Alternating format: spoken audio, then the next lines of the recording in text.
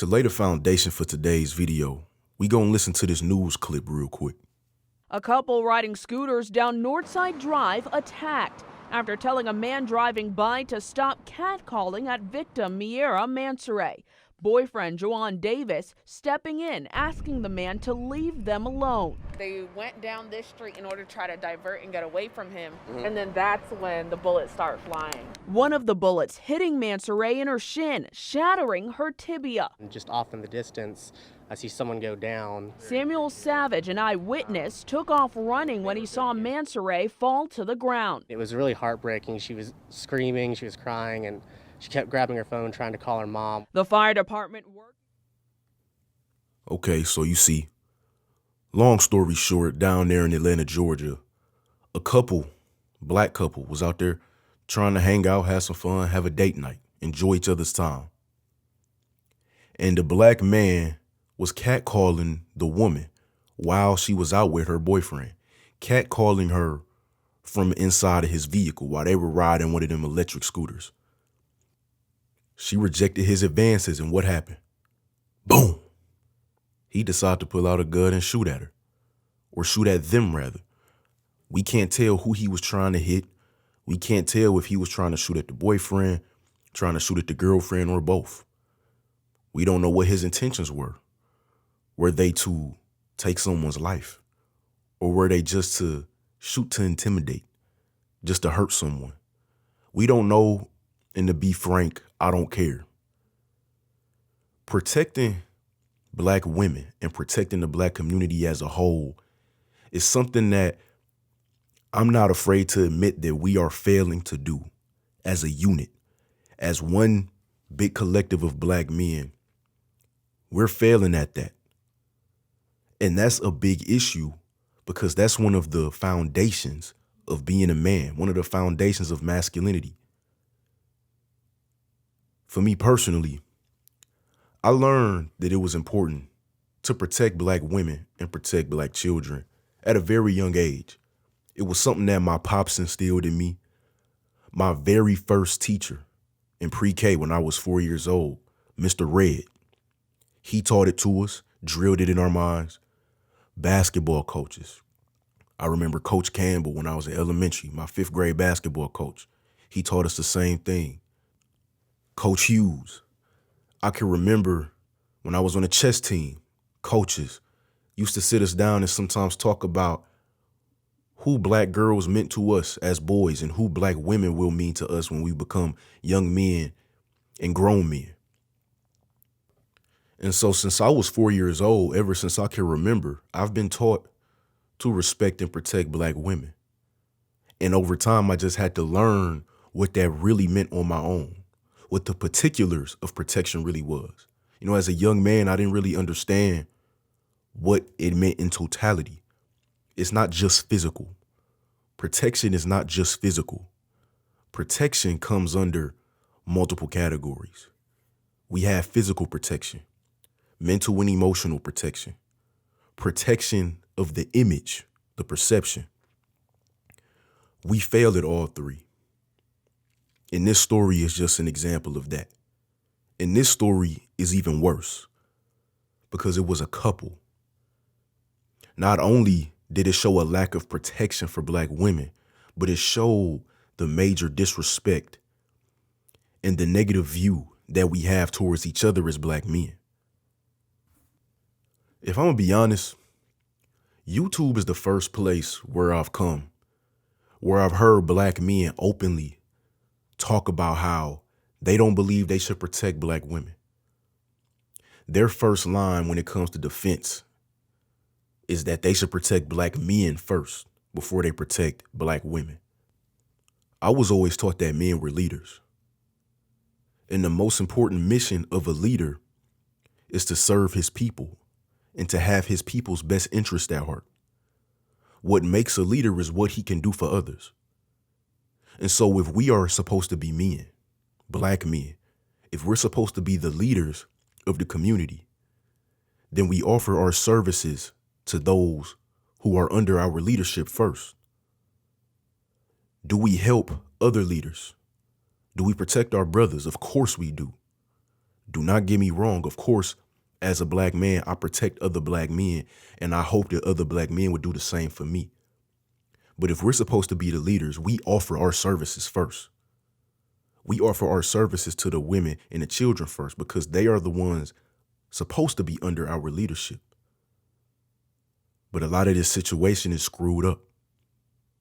And I know a lot of dudes have this weird juvenile thinking, this thinking that is exemplary of a lack of masculinity, this thinking that says, oh, I don't owe any of these hoes protection.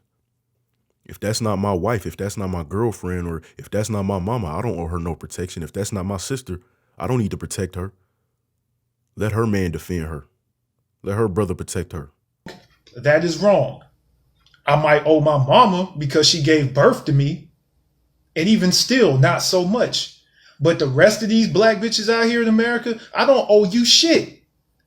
I don't owe you shit. I do not owe you my resources. I don't owe you my love. I don't owe you anything. Same goes with any other black American man out here. We don't owe you shit. We don't owe you shit. A lot of men go out of their way to detach themselves from these kind of situations. They'll say stuff like, oh, that's not black men, that's just Pookie and Ray Ray. Or that's not black men, that's just niggas. You know, there's a difference between niggas and black men. This is why you will see your Pookies and your Ray Rays standing outside of the Arab-owned grocery store at 6 a.m. while that man is working in there making lots of money.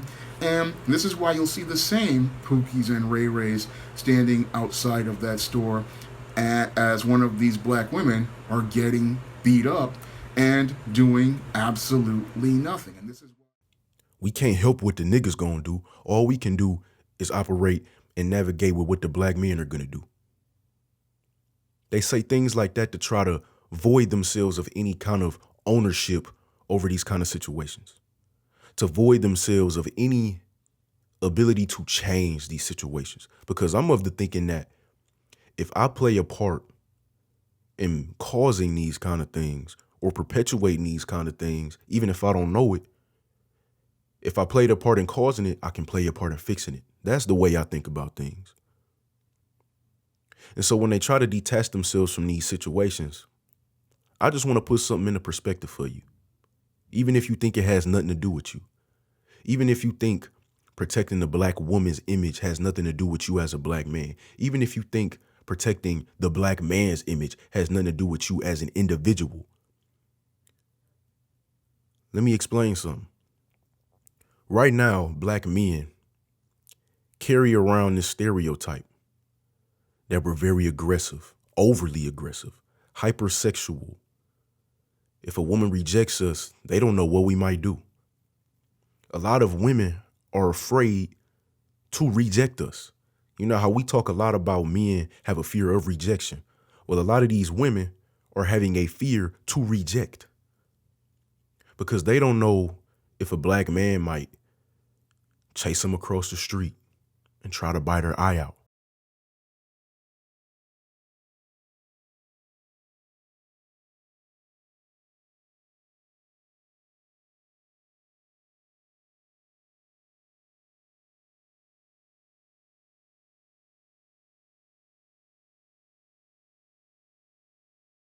They don't know if a black man might knock her up head with a skateboard.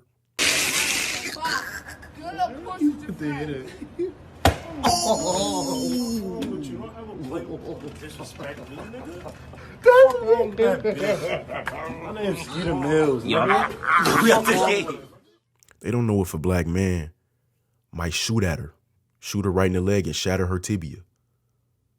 They don't know. In the dog room. They put her in the dog room. Oh!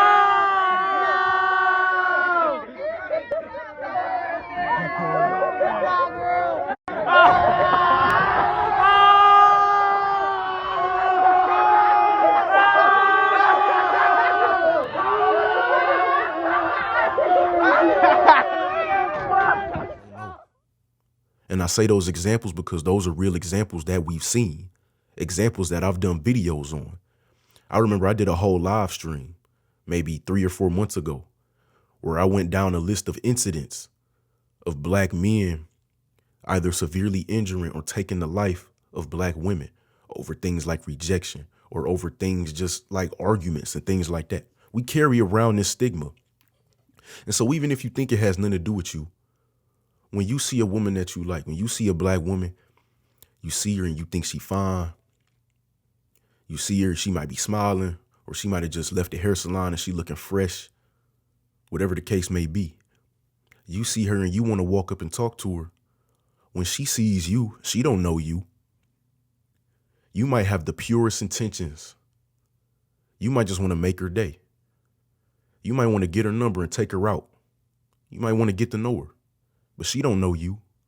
All she sees is a black man. And a lot of these women, when they see a black man, they see fear. They see a threat. They see danger. They see a man who they don't know if they can reject without getting assaulted, without getting robbed, without getting chased. And that is going to affect you directly, even though you had nothing to really do with these situations we might see in the news or see on social media, even though you directly had nothing to do with it. If you didn't play a part in trying to reform your own image as a black man, play a part in protecting black women's image, play a part in actively protecting black women in your life, physically, mentally, emotionally, protecting their image, then you played a part indirectly in these incidents. And to close the video, I understand that a lot of dudes listen to these kind of videos and they listen to these kind of sentiments and they play willfully ignorant. They play stupid. They say stuff like, oh, so you trying to tell me that I have to just run to every black woman's rescue whenever she's a damsel in distress? I'm not Captain Save-A-Ho. I'm not doing that shit. When they know that's not what I'm saying. They know that's not what I'm saying at all. I'm saying, as a man, you provide your services, and one of your services is to protect the women in your circle, whether it's a mama, a sister, a auntie, cousin, grandmother, a friend, a girlfriend, a wife. You protect them when you can, physically, emotionally, mentally. Protect their image. That means in real life and on social media. So take this into consideration. Find the areas in which you lacking, because we are lacking somewhere. I know there's areas I can improve when it comes to protecting black women, protecting the black community's image as a whole, black women's image as a whole, black men's image as a whole. There's plenty of spaces where I can improve and step up a bit more, and step up a bit more, and a bit more after that. Because I don't want to be seen as a threat to black women. I don't want to be seen as someone to be feared when they don't even know me. I don't want to be stepping towards a black woman because I want to walk up to her and maybe get her number, just give her a compliment. And she thinking, damn, what is he going to say and how am I going to reject him without getting assaulted? I don't want to be viewed that way. I'm sure you don't either. So you may want to step up and play your part.